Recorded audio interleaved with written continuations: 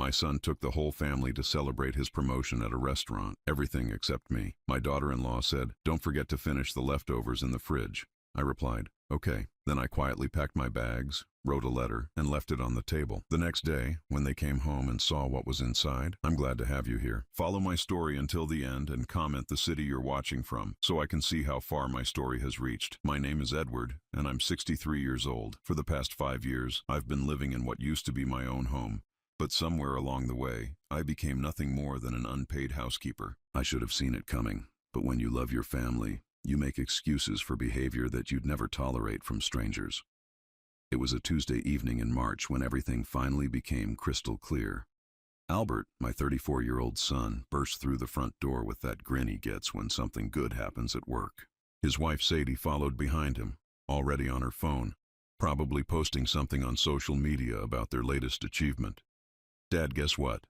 Albert said, loosening his tie as he walked into the living room where I was reading the newspaper. "I got the promotion. Senior project manager, effective immediately." I felt a genuine surge of pride. Despite everything, Albert was still my son, and I wanted him to succeed. I stood up, ready to congratulate him properly. Maybe suggest we order dinner from that Italian place he used to love as a kid. "That's wonderful, son. I'm so proud of you," I said, reaching out to shake his hand. Albert grinned and pulled out his phone. "Thanks, Dad. I'm calling everyone right now. We're going to Romano's tonight to celebrate. The whole family's coming." My heart lifted. Romano's was that upscale restaurant downtown, the kind of place we used to go for special occasions when my wife Margaret was still alive. I started thinking about what I'd wear, whether I should shower first, maybe iron my good shirt. That's when Sadie walked over, her heels clicking on the hardwood floor I'd just mopped that morning. She had that look on her face, the one that made my stomach tighten with dread. "Oh, Edward," she said, her voice syrupy sweet in that way that always preceded something cruel. "You don't need to worry about getting ready or anything. This is really just for immediate family." I blinked, not understanding. "I'm sorry?" Albert was already dialing his sister Jennifer's number, completely absorbed in his phone call. Sadie smiled that plastic smile of hers and continued, "You know, people who are actually part of Albert's success story. His real support system." The words hit me like a physical blow. I stood there feeling my face flush with embarrassment and confusion. "But I am family. I'm his father." Sadie's smile never wavered. "Of course you are, but let's be realistic here. This is about Albert's career, his future with his real family. You understand?" I wanted to argue, to remind her that I'd paid for Albert's college education, that I'd supported him through his failed startup, that I'd been there for every milestone of his life. But the words stuck in my throat like they always did when Sadie spoke to me like this. Albert finished his call and walked back over, his face glowing with excitement. "Jennifer and Tom are meeting us there at 7. Mike and Lisa too. Oh, and Sadie's parents said they'll drive down from Sacramento." "That's great," I managed to say, though my voice sounded hollow even to my own ears. Sadie stepped closer to me and I caught a whiff of her expensive perfume, the kind that cost more than my monthly medication budget. "Edward, while we're out celebrating, could you do me a tiny favor?" She didn't wait for my answer. "Don't forget to finish eating those leftovers in the refrigerator. I'd hate for them to go bad while we're having our family dinner." The way she said family dinner felt like a knife twisting in my chest. I looked at Albert, waiting for him to say something, to correct his wife, to remind her that I was his father and deserved to be included. But he was already heading upstairs to change clothes, completely oblivious to what had just happened. "The leftover meatloaf should be enough for you," Sadie continued, checking her manicured nails. "And there's some of that canned soup you like in the pantry. Much more appropriate for someone your age anyway." I felt something cold settle in my stomach. This wasn't the first time Sadie had made comments like this, but something about tonight felt different. Maybe it was the casual cruelty of it, the way she dismissed me while my son celebrated just 15 feet away. Maybe it was the realization that Albert hadn't even thought to include me in his celebration. "Okay," I said quietly, because that's what I always said. That's what I'd been saying for 5 years. Sadie's smile brightened. "You're such an understanding man, Edward. That's what I've always appreciated about you. You know your place." "Know my place? In my own home. The home I'd bought with my late wife 32 years ago. The home where I'd changed Albert's diapers and helped him with homework and taught him to drive in the driveway that I still shoveled every winter." I watched them get ready for their celebration. Albert came downstairs looking sharp in the suit I'd bought him for Christmas. Sadie had changed into a red dress that probably cost more than my Social Security check. They laughed and joked as they gathered their things, completely comfortable with leaving me behind like an old piece of furniture. "We'll probably be late," Albert called out as they headed for the door. "Don't wait up."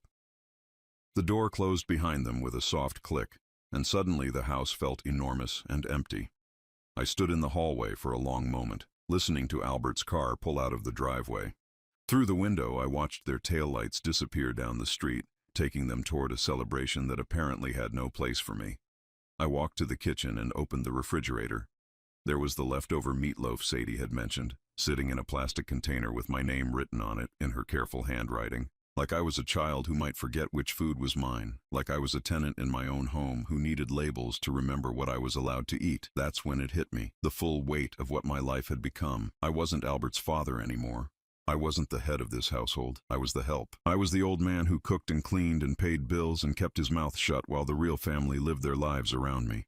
I sat down at the kitchen table, the same table where Margaret and I had shared thousands of meals, where we'd helped Albert with his science projects, where we'd planned our dreams for retirement that never came. Now I was sitting there alone, holding a container of leftovers, while my son celebrated his success with everyone except me. For the first time in 5 years, I allowed myself to feel the full weight of my anger, and as I sat there in that quiet kitchen, I made a decision that would change everything. Sitting alone in that kitchen, with their celebration laughter still echoing in my ears, my mind drifted back to how it all began. It wasn't sudden, this erosion of my place in my own family. It happened so gradually that I barely noticed until I was already invisible. Margaret died 6 years ago, after a brutal fight with cancer that lasted 18 months. During those final weeks, Albert was finishing his master's degree and could only visit on weekends. I understood. I held her hand through the chemo treatments, drove her to every appointment, and held her when she cried from the pain. When she died on that gray November morning, I thought the worst was behind me. Albert met Sadie 2 months after his mother's funeral. He brought her to Sunday dinner, and I remember trying so hard to like her. She was polite enough, asking about Margaret's garden and complimenting the roast I'd learned to cook from watching my wife for 37 years. But there was something in her eyes when she looked around our modest home, a calculating quality that made me uncomfortable. "Your father seems very self-sufficient," I overheard her tell Albert one evening when they thought I was upstairs. "It's nice that he can take care of himself." That should have been my first warning. The changes started small. Albert began canceling our traditional Saturday morning breakfasts, the ones we'd shared since he was 12 years old. "Sadie and I have plans," became his standard excuse. Then it was missing our monthly fishing trips, something we'd done together since he could hold a rod. When they got engaged after dating for only 8 months, Sadie suggested they move in with me temporarily to save money for their wedding. I agreed immediately. The house felt so empty without Margaret, and I thought having them there would help fill the silence. That was my second mistake. At first, things seemed normal enough. I cooked dinner most nights because I enjoyed it and because Sadie claimed she was still learning. Albert would praise my meals and tell Sadie she was lucky to have such a good cook around. But gradually, the praise stopped and the expectations grew. "Edward makes the best pot roast" became, "Edward, we're having the Johnsons over for dinner Saturday. You'll handle the cooking, right?" "Dad's really good at keeping house" became, "The bathroom needs cleaning, Edward." I left the supplies on the counter. I told myself it was temporary. They were young and busy with their careers. I was retired and had the time. I was helping family, the way Margaret would have wanted me to. The wedding was lovely, though I barely felt like more than a guest. Sadie had very specific ideas about everything, and my opinions weren't solicited. I paid for the flowers, a $3,000 expense that wiped out most of my savings from that month, because Albert mentioned they were struggling with costs. "Just until we get on our feet, Dad," he'd said. "You understand." After the wedding, I expected them to move out. They talked about finding their own place, maybe a small apartment downtown, but every time I brought it up, there was a new excuse. Sadie was starting a new job and needed to save money. Albert was waiting for a promotion. The housing market was terrible. Months turned into years, and slowly I stopped being the homeowner and became the live-in help. It happened so gradually that I couldn't pinpoint exactly when it shifted. Maybe it was when Sadie started leaving me grocery lists with specific instructions about what to buy and how much to spend. Maybe it was when Albert stopped asking if I wanted to join them for dinner out and started assuming I'd prefer to stay home. Or maybe it was the day Sadie handed me a cleaning schedule she'd typed up on her computer, complete with daily tasks and weekly deep cleaning requirements. "I thought this might help you stay organized," she'd said with that bright smile. "You know how important it is to maintain standards. Standards in my own home, as if I hadn't been maintaining this house for over 30 years. I started noticing other things too, how they'd have long conversations about their friends, their work, their plans, but the moment I tried to contribute, the conversation would shift or die entirely. How Sadie would rearrange furniture or throw away my belongings without asking, claiming she was updating the decor. How Albert stopped coming to me for advice and started treating me like an aging relative who needed to be managed rather than respected. The worst part was how my own son seemed to forget who I was. Albert began introducing me to new people as my father who lives with us instead of my father in whose home we live. The distinction might seem small, but it changed everything about how people saw me and how I saw myself. I remember the day I realized I'd become completely invisible. Albert's college friend Michael came to visit, and they spent the entire evening discussing their careers, their investments, their futures. I sat in my own living room, listening to them talk about me as if I wasn't there. "It's great that your dad can help around the house," Michael said. "My parents are getting older too, and I worry about how they'll manage when they can't take care of themselves anymore." Albert nodded sympathetically. "Yeah, it works out well. He keeps busy with the cooking and cleaning, and we help with the bills and maintenance. It's a good arrangement for everyone." A good arrangement. As if my paying the mortgage and utilities while cooking their meals and cleaning their messes was somehow charity on their part. But I said nothing. I'd learned that speaking up only resulted in hurt feelings and accusations that I was being difficult. It was easier to stay quiet, to accept whatever scraps of respect they were willing to give me. The money situation was perhaps the most painful part. I'd always been good with finances, careful and responsible. After Margaret died, I'd hoped to travel a little. Maybe visit my sister in Oregon or take that train trip across the country we'd always talked about. Instead, I found myself subsidizing my son's lifestyle while being treated like hired help in my own home. When Albert's car broke down, I paid the $2,000 repair bill without being asked for reimbursement. When Sadie wanted new furniture for the living room, I somehow ended up financing the $4,000 sectional that I wasn't even allowed to sit on when they had company. "It's an investment in the family home," Sadie would say when these expenses came up. "You understand the value of maintaining property values. The family home, my home, the home that was still in my name, that I still paid taxes on, that I still maintained and insured and worried about. But somehow, in their minds, it had become communal property where I was the lowest-ranking member." Tonight's exclusion from Albert's promotion celebration wasn't an aberration. It was the logical conclusion of 5 years of gradual erasure.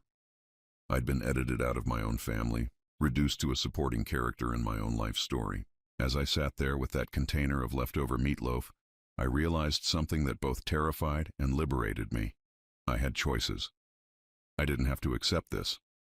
I didn't have to smile and say, "Okay," when my daughter-in-law treated me like the help.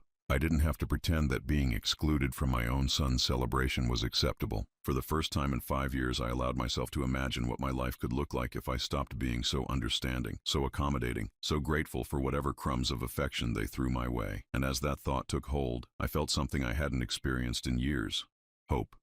What I haven't told you yet is that while Albert and Sadie were out celebrating his promotion, I wasn't just sitting in that kitchen feeling sorry for myself. I was executing a plan I'd been working on for the past 6 months, ever since the day Sadie told me I needed to contribute more meaningfully to the household by taking over all the grocery shopping, cooking, and cleaning. That was the day I started seeing a lawyer. His name was Robert Chen, and his office was in a modest building downtown, far enough from our neighborhood that I wouldn't run into anyone I knew. I'd found him through a recommendation from my doctor, who'd noticed I'd been losing weight and seemed stressed during my last physical. "Are you being mistreated at home, Edward, Doctor?" Martinez had asked gently. Sometimes adult children can become demanding when they live with aging parents. I'd laughed it off at the time, but he slipped me Robert's business card anyway. "Just in case you ever need someone to talk to about your options," he'd said. It took me 3 weeks to work up the courage to call. Robert was younger than I expected, maybe in his 40s, with kind eyes and a way of listening that reminded me of my late wife. During our first meeting, I explained my situation, feeling foolish and disloyal as I described how I'd become a servant in my own home.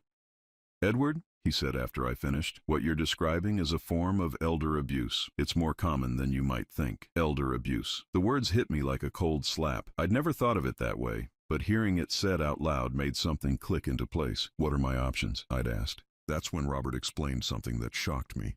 The house was entirely in my name. When Margaret and I had bought it 32 years ago, we'd put it in my name alone because I had better credit. After she died, I'd never added Albert to the deed, despite Sadie's hints that I should consider the family's future security. "You have more power than you realize," Robert had told me. "This is your property. You can make decisions about it without anyone's permission." Over the next several months, Robert helped me understand my financial situation better than I had in years. I wasn't just scraping by on Social Security like Albert and Sadie assumed. I had Margaret's life insurance money, still mostly untouched. I had my pension from 38 years at the electric company. I had savings and investments that I'd been too depressed to pay attention to after Margaret died. Most importantly, I had a house worth approximately $420,000 in today's market. "You could sell this house tomorrow and have enough money to live comfortably anywhere you want," Robert had explained. "You could buy something smaller, maybe in a senior community, and have money left over for travel, hobbies, whatever you want to do with your retirement." The idea had seemed impossible at first. This was the family home. This was where Albert grew up, where Margaret and I built our life together. How could I sell it? But as the months passed and the disrespect continued to escalate, I began to see the house differently. It wasn't a family home anymore. It was a prison where I'd volunteered to be the unpaid staff. 3 months ago, I'd made my decision. I listed the house with a real estate agent in the next county, someone who wouldn't know Albert or Sadie. I'd been showing it on weekdays when they were at work, telling them I was at the doctor or running errands. The house sold in 6 weeks. Tonight, while they celebrated Albert's promotion at Romano's, I wasn't just packing my clothes. I was executing the final phase of a plan that would give me my life back. I walked through each room of the house, taking only what was truly mine. My clothes, my books, my photo albums, the watch Margaret had given me for our 25th anniversary. I left behind all the furniture Sadie had picked out, all the expensive electronics Albert had insisted we needed, all the things that had transformed my home into their showcase. I packed everything into 3 suitcases and loaded them into my car. Then I sat down at the kitchen table and began writing the letter I'd been composing in my mind for months. "Albert and Sadie," I wrote. "By the time you read this, I will be gone. The house has been sold. The closing was yesterday, and the new owners take possession tomorrow morning. Your belongings need to be removed by 9 a.m. I paused, imagining their faces when they read those words. Part of me felt guilty, but a larger part felt something I hadn't experienced in years: relief. "You have been living in my house for 5 years, I continued. "During that time, I have paid the mortgage, utilities, insurance, property taxes, and maintenance costs. I have cooked your meals, cleaned your messes, and subsidized your lifestyle while being treated like hired help in my own home." My hand was shaking slightly as I wrote, but I kept going. "Albert, I raised you to be a better man than this. I supported your education, your career, your dreams, and your marriage. In return, you have allowed your wife to treat me with contempt while you stood by and said nothing. You have excluded me from family celebrations, dismissed my opinions, and made me feel unwelcome in my own home." I stopped writing and looked around the kitchen one more time. Tomorrow morning, this would all belong to the Hendersons, a young couple with 2 small children who'd fallen in love with the house's character and warmth. They'd promised to take good care of Margaret's garden. The proceeds from the sale, after paying off the remaining mortgage balance of $68,000, will allow me to start over somewhere new. I have purchased a small house in Asheville, North Carolina, where I intend to live out my retirement in peace and dignity. Asheville had been Margaret's dream destination. We'd planned to visit there for our 40th anniversary, maybe even retire there someday. Now I was going alone, but somehow that felt right. It would be a fresh start, a place where no one knew me as the sad old widower who let his family walk all over him. "I am leaving you the apartment at Riverside Gardens," I wrote, referring to the 1-bedroom rental property I'd owned for 15 years and had never mentioned to them. "The rent is $800 per month, utilities not included. The current tenant's lease expires next week, so you can move in immediately if you wish." This was my one concession to guilt. I wasn't leaving them homeless, but I wasn't making it easy for them either. The apartment was small, nothing like the spacious house they'd grown accustomed to, and they'd have to pay rent for the first time in 5 years. The furniture, appliances, and other household items in this house belong to you now, as a gift. Consider it compensation for the 5 years of free labor you received from me. I sealed the letter in an envelope and left it on the kitchen table, weighted down with Margaret's old cookie jar. Then I walked through the house one final time, turning off lights and checking that windows were locked. Habits from 32 years of home ownership that died hard. At the front door, I paused and looked back at the living room where Albert had taken his first steps, where we'd celebrated countless birthdays and holidays, where Margaret and I had slow danced to our wedding song on quiet Sunday evenings. But I also saw the room where Sadie had told me I couldn't sit on the new furniture when they had company, where Albert had rolled his eyes when I tried to contribute to conversations about current events, where I'd been made to feel like an intruder in my own life. I locked the door and placed the keys in the mailbox as I'd arranged with the real estate agent. Tomorrow, the Hendersons would pick them up and begin their own life in this house. I hoped they'd be happier here than I'd been these past 5 years. As I drove away, I didn't look back. In my rearview mirror, I could see the porch light glowing, just like it had every night for 32 years. But for the first time in half a decade, I wouldn't be the one coming home to turn it off. I had 6 hours until Albert and Sadie returned from their celebration. By then, I'd be 300 miles away, driving through the night toward a new life where no one would ever again mistake me for the help in my own home. I was somewhere outside of Knoxville when my phone started ringing. It was 3:15 in the morning, and I'd been driving for nearly 6 hours, stopping only for gas and coffee.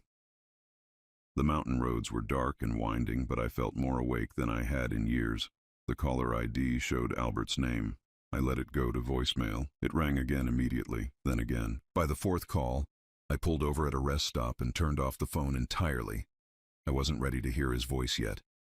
I needed to reach Asheville first, to see my new home, to make this real before dealing with their reaction. I arrived in Asheville just as the sun was coming up over the Blue Ridge Mountains. The drive had been long, but seeing those rolling hills bathed in golden morning light made every mile worth it. This was where Margaret and I should have come together, but somehow doing it alone felt like keeping a promise to both of us. The house I'd bought was smaller than our old one, but it was mine completely. A 2-bedroom cottage with a wraparound porch and a view of the mountains from the kitchen window. I'd purchased it sight unseen based on photos and a virtual tour, which was either the most reckless or most liberating thing I'd ever done. As I pulled into the driveway, I saw Mrs. Coleman, the neighbor who'd been keeping an eye on the place, waving from her garden next door. "You must be Edward," she called out, walking over with a warm smile. "Welcome to the neighborhood. I've been looking forward to meeting you." For the first time in 5 years, someone was genuinely happy to see me. Not because they needed something from me, not because I was useful to them, but simply because I was a new neighbor to welcome. "Thank you," I said, and I meant it more than she could possibly know. I spent the morning unpacking my 3 suitcases and exploring my new home. The previous owners had left it furnished with simple, comfortable pieces that felt welcoming rather than intimidating. In the kitchen, I made my first cup of coffee and sat at the small table by the window, watching the mountains wake up in the distance. At 10 o'clock, I finally turned my phone back on. I had 17 missed calls and 12 voicemails, all from Albert, except for 3 calls from a number I didn't recognize, which I assumed was Sadie calling from her phone. I listened to the first voicemail, steeling myself for what I knew was coming. "Dad, what the hell is going on?" Albert's voice was high with panic. "We came home and there are strangers in the house. They say they bought it. Call me back right now." The second message was angrier. "Dad, this isn't funny. These people have paperwork saying they own our house. They want us to leave. Where are you? Call me back immediately." By the 5th message, Albert's voice had shifted from anger to something approaching desperation. "Dad, please, I found your letter. I don't understand. We can work this out. Just call me back and tell me where you are." The last few messages were barely coherent. Albert was crying in one of them, something I hadn't heard since he was a child. In another, I could hear Sadie in the background, her voice shrill with rage, though I couldn't make out the specific words. I deleted all the voicemails without listening to them completely. Then I blocked both their numbers. For the next 3 days, I ignored the outside world completely. I explored Asheville, walking through the charming downtown area, visiting local shops, eating at small restaurants where the servers actually seemed interested in conversation. I bought groceries for my own kitchen and cooked meals that I ate in peaceful silence, without anyone criticizing my choices or demanding that I clean up their messes afterward. On the fourth day, Mrs. Coleman knocked on my door with a plate of homemade biscuits and some troubling news. "Edward, I hope you don't mind me mentioning this, but there's been a young man calling around the neighborhood asking about you. He says he's your son and that he's worried about you." My stomach tightened. "What did you tell him?" "Nothing, of course. I don't know anything about your personal business, and I told him so." But he seemed quite upset. He left his phone number and asked me to have you call him if I saw you. She handed me a piece of paper with Albert's number written on it in unfamiliar handwriting. Seeing it there in someone else's careful script made the whole situation feel suddenly real and final. "Thank you for not giving him any information," I said. Mrs. Coleman studied my face with the kind of perception that comes from decades of life experience. "Are you in some kind of trouble, Edward? Because if you are, there are resources available, people who can help." I almost laughed at the irony. People assuming I was the one who needed help, when for the first time in years, I was exactly where I needed to be. "No trouble," I assured her. "Just some family complications that I'm better off without." She nodded knowingly. Sometimes the family you're born into isn't the family you need. There's no shame in choosing your own peace over other people's drama.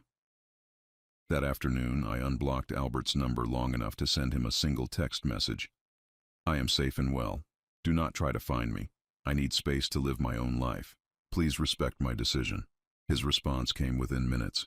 "Dad, please, we need to talk. I'm sorry. Sadie's sorry. We can fix this. Just tell me where you are." I read his words and felt something I hadn't expected. Nothing. No guilt, no wavering, no urge to make everything okay for everyone else at my own expense. Just a clear, calm certainty that I'd made the right choice.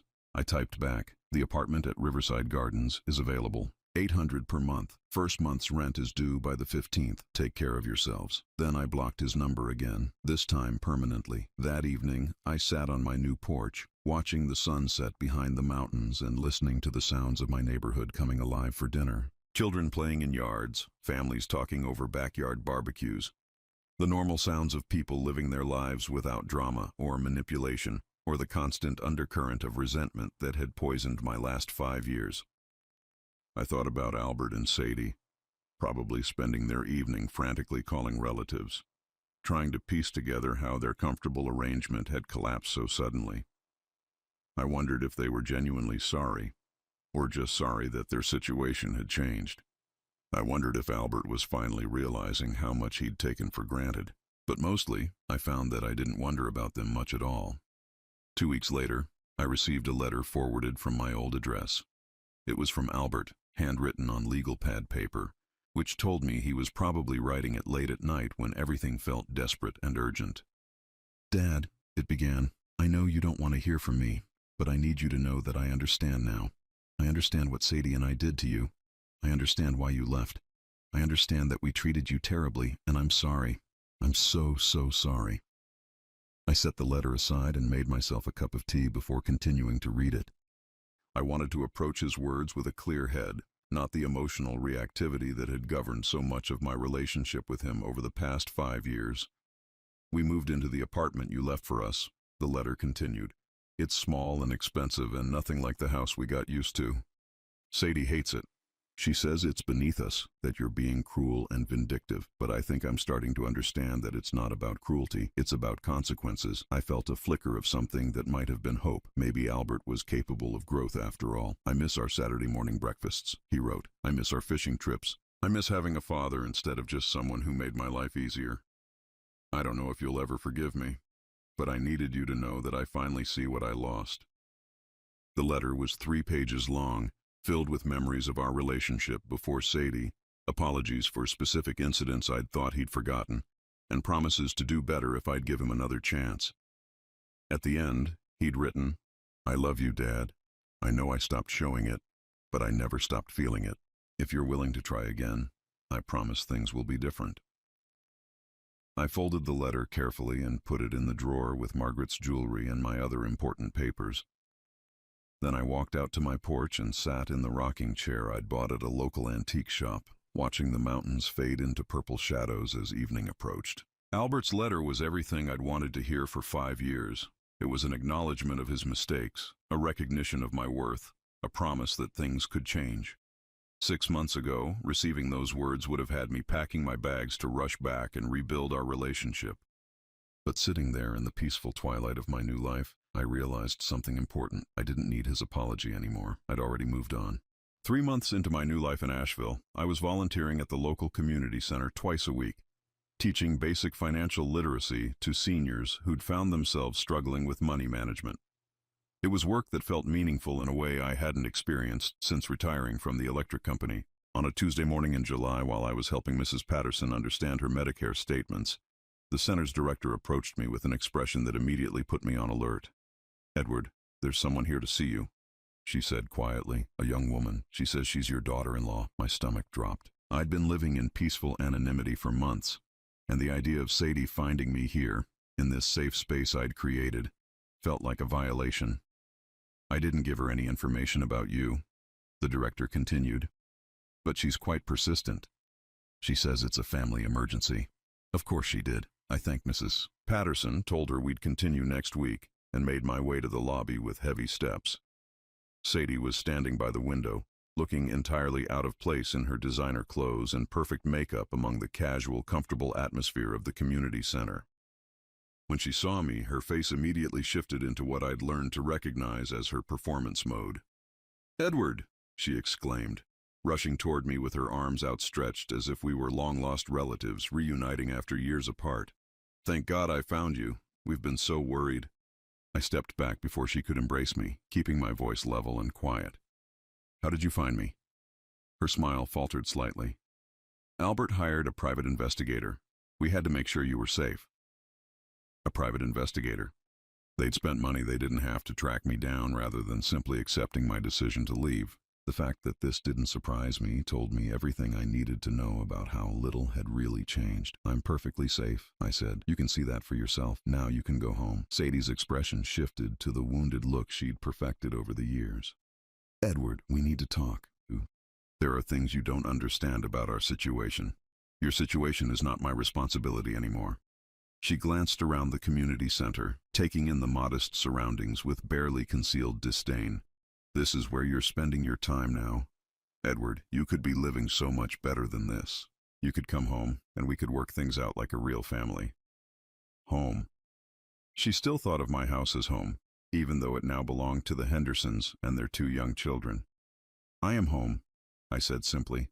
Sadie's mask slipped entirely then, revealing the calculating woman I'd learned to recognize underneath the sweet daughter-in-law act. "Fine," she said, her voice hardening. "Let's be honest then. Albert lost his job." The words hit me like a cold shock. "What?" 2 weeks after you left, his company downsized and his position was eliminated. "We're struggling, Edward. Really struggling. We can barely afford the rent on that tiny apartment you stuck us in." I felt a familiar stab of guilt, the same feeling that had kept me trapped for 5 years.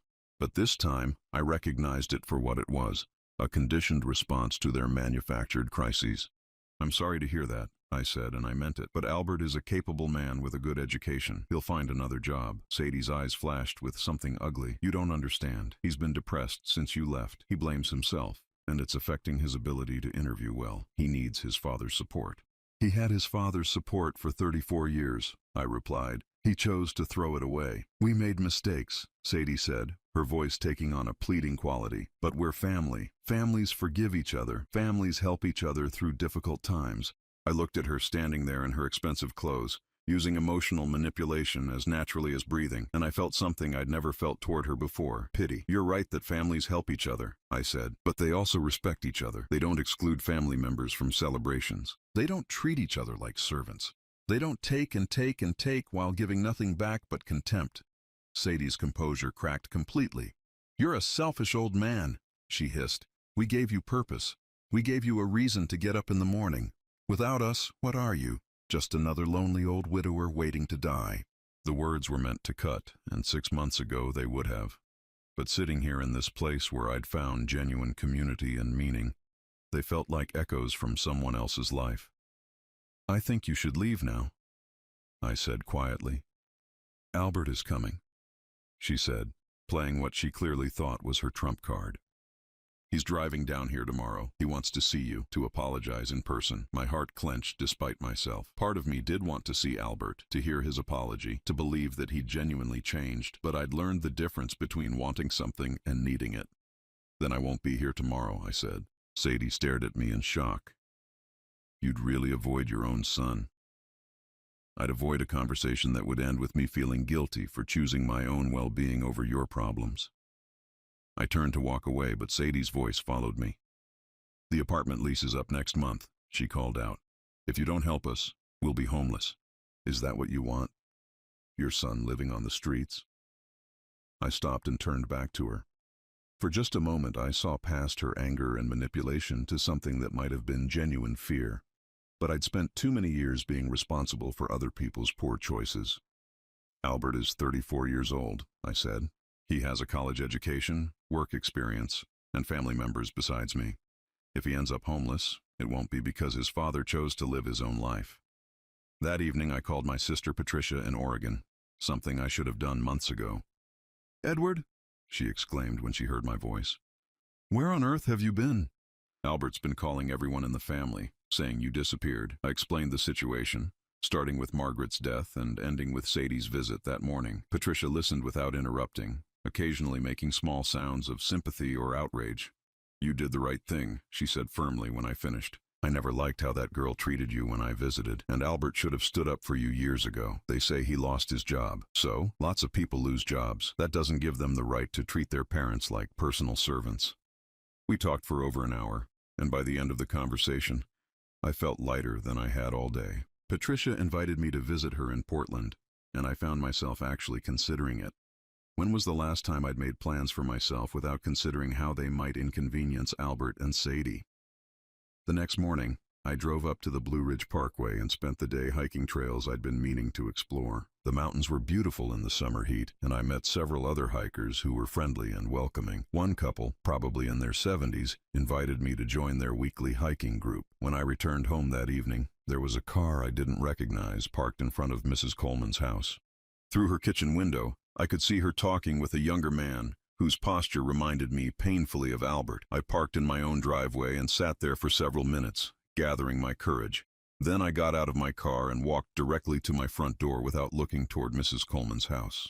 Inside, I made myself a simple dinner and tried to read, but I kept glancing toward the window. Around 8 o'clock, there was a soft knock on my door. I opened it to find Albert standing on my porch, looking older and more tired than I remembered. His clothes were wrinkled and he had the hollow-eyed look of someone who hadn't been sleeping well. "Hi, Dad," he said quietly. We stood there looking at each other for a long moment.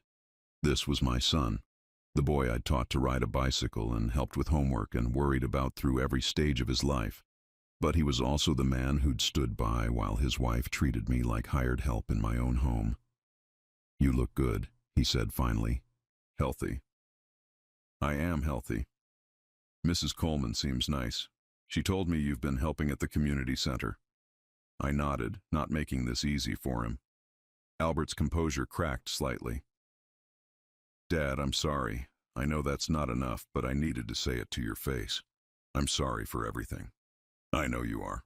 Sadie told me what she said to you yesterday, about being a lonely old widower. That was cruel and wrong." "Yes, it was." He shifted his weight, clearly struggling with what to say next. "I lost my job. I heard. I know you probably think it serves me right." I studied his face, seeing the boy he'd been underneath the worried lines and stubble. "I don't think you deserve to suffer, Albert, but I also don't think your suffering is my responsibility to fix." His eyes filled with tears. "I know I don't have the right to ask, but I need help. Not money," he added quickly, seeing my expression. "Just guidance. I don't know how to be a man without you, and I'm afraid I've forgotten how to be your son." It was the most honest thing he'd said to me in years, and it broke my heart a little. But it also strengthened my resolve. "You learned how to be a man without me when you chose your wife's comfort over your father's dignity," I said gently. "You can learn how to solve your problems the same way." Albert's shoulders sagged. "So that's it? We're done?" I looked at my son, this man I'd loved and sacrificed for and been disappointed by, and I felt something settle into place inside me. "We're done being the kind of family we were," I said. "Whether we become something different is up to you." 1 year later, I was sitting on my porch on a crisp October morning watching the mountains blaze with fall colors when Mrs. Coleman walked over with a cup of coffee and her usual warm smile. "Mail came early today," she said, settling into the rocking chair I'd bought for visitors. "Looks like you got something from Oregon." Patricia had been true to her word about staying in touch. We'd developed a routine of weekly phone calls and monthly letters, the kind of family relationship I'd forgotten was possible. She was planning to visit for Thanksgiving, our first holiday together in over a decade. "How's the hiking group treating you?" Mrs. Coleman asked. "Good," I said, and meant it. The Tuesday morning hikers had become genuine friends, people who valued my company for who I was rather than what I could do for them. "We're planning a trip to the Smokies next month." "That's wonderful. You seem so much happier than when you first arrived." She was right. I'd lost 20 pounds without trying, mostly because I was active and eating meals I actually enjoyed rather than forcing down food while listening to complaints about my cooking. My blood pressure had improved enough that Dr. Martinez had reduced my medication when I'd visited him during a trip back to handle some business. "Edward," Mrs. Coleman said carefully, "I hope you don't mind me asking, but have you heard from your son lately?" I had, though not in the way she probably expected. 2 months ago, I'd received a wedding invitation in the mail. Albert was getting remarried, this time to a woman named Jennifer whom I'd never met. The invitation was formal and impersonal, addressed to Mr. Edward Holloway, as if I were a distant relative rather than the groom's father. I'd sent a wedding gift, a nice set of kitchen knives with a card that read, "Wishing you happiness." I never heard back. "He's doing well," I told Mrs. Coleman truthfully. "He found a new job and remarried." "But you weren't at the wedding?" "No, I wasn't invited in any meaningful way." Mrs. Coleman nodded knowingly. She'd raised 4 children of her own and understood family dynamics better than most. "Sometimes the hardest part of loving someone is accepting that they're not capable of loving you back the way you deserve," she said gently. That afternoon, I drove into town for my weekly grocery shopping. The routine had become one of my favorite parts of the week. I shopped at a small market where the staff knew my name and preferences, where I could take my time choosing fresh vegetables and good cuts of meat without anyone complaining about the cost or questioning my choices. As I was loading groceries into my car, my phone rang. The number was familiar but blocked, which meant it was probably Albert calling from work. I'd never blocked his office number, though I rarely answered it. This time, something made me pick up. "Dad?" Albert's voice was tentative, uncertain. "Hello, Albert. I got married last weekend." "I know, congratulations." A long pause. "I wasn't sure if you'd gotten the invitation. I wasn't sure if you'd want to come." "I wouldn't have," I said honestly. "But I hope you're happy." Another pause. "Jennifer's pregnant." The words hit me with unexpected force. I was going to be a grandfather again. Or rather, I already was a grandfather, but this would be the first grandchild born since I'd chosen my own life over theirs. "That's wonderful news," I said, and I meant it. "Dad, I know things between us are complicated, but I want this baby to know their grandfather. Jennifer doesn't understand why we don't talk, and I'm tired of making excuses." I leaned against my car, watching other shoppers go about their daily lives while I processed this unexpected conversation. "What does Sadie think about that?" I asked. "Sadie and I got divorced 6 months ago." Albert's voice was flat, matter of fact. "She moved back to Sacramento to live with her parents." I felt a complex mix of emotions. Relief that Albert had finally seen through Sadie's manipulation. Sadness that he'd had to learn such a painful lesson, and something that might have been vindication, though I tried to push that feeling aside. "I'm sorry your marriage didn't work out." "I'm not," Albert said quietly. "Dad, I know I can't undo the past 5 years. I know I hurt you in ways that probably can't be forgiven, but I'm trying to be a better man now, and I'd like the chance to be a better son." I closed my eyes, feeling the weight of his words. This was the conversation I'd imagined having dozens of times, the apology I'd dreamed of receiving. But now that it was happening, I found myself approaching it with caution rather than relief. "What does that look like to you, Albert? Being a better son?" "I don't know yet," he admitted. "Maybe we could start with phone calls. Maybe I could visit sometime, just me, and we could talk. Maybe you could meet Jennifer and the baby when they're born. And if I'm not ready for that, then I'll wait until you are, or I'll accept that you never will be. Dad, I'm not calling to pressure you or guilt you into anything. I just wanted you to know that I understand now why you left, and I don't blame you for it." It was the conversation I'd needed to have with him a year ago, but hearing it now felt different than I'd expected. Instead of relief or joy, I felt a calm certainty about my own boundaries. "I'm glad you've learned from your mistakes," I said, "and I'm glad you're starting fresh with someone who treats you better. But Albert, I need you to understand something. I don't need your apology to be happy anymore." "I know," he said quickly. "I'm not apologizing to get you back. I'm apologizing because it's true and because I should have said it years ago." That distinction meant more to me than he probably realized. "The baby will be born in April," Albert continued. "If you'd like to meet them, you're welcome any time. If not, I understand that too." After we hung up, I sat in my car for several minutes, thinking about grandchildren and second chances and the difference between forgiveness and reconciliation. I thought about Margaret and how she would have handled this situation, how she would have balanced her love for Albert with her respect for my dignity.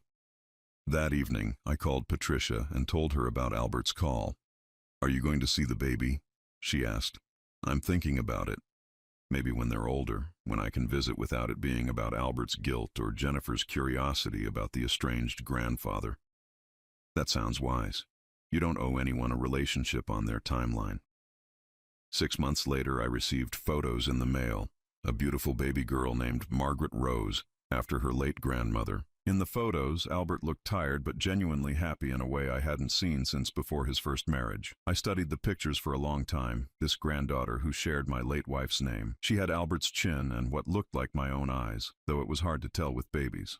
I put the photos in a frame on my kitchen table, where I could see them during my morning coffee, but I didn't call Albert to thank him for sending them. I wasn't ready for that level of connection yet, and I'd learned that being ready was a requirement I was allowed to have.